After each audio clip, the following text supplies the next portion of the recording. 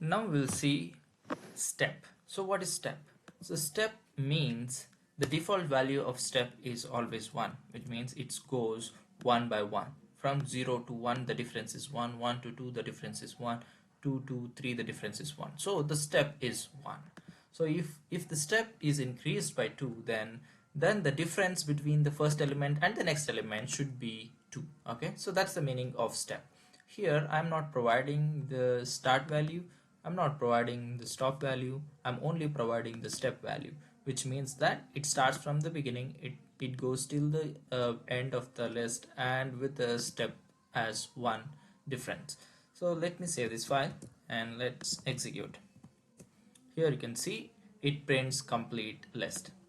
Let's increase this step by +1. Save it.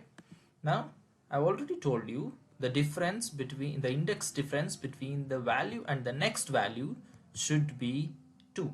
So the difference between this and this difference is 1. The difference between this and this value, the difference is 2, right? So let's run this. Here you can see it prints only 3 values out of 5. Why? It starts from 0 and it skips 1 and it prints the index value 2, and it skips 3 and it prints the last index.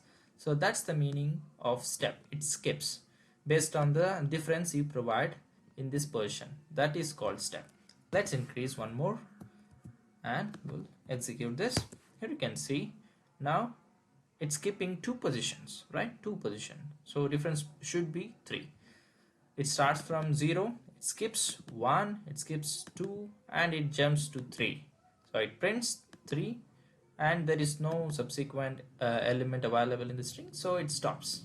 So this is about a complete thing about slicing in list. So far we have learned start, stop, step. In the next video we'll learn about list multiplication and list addition. Thank you.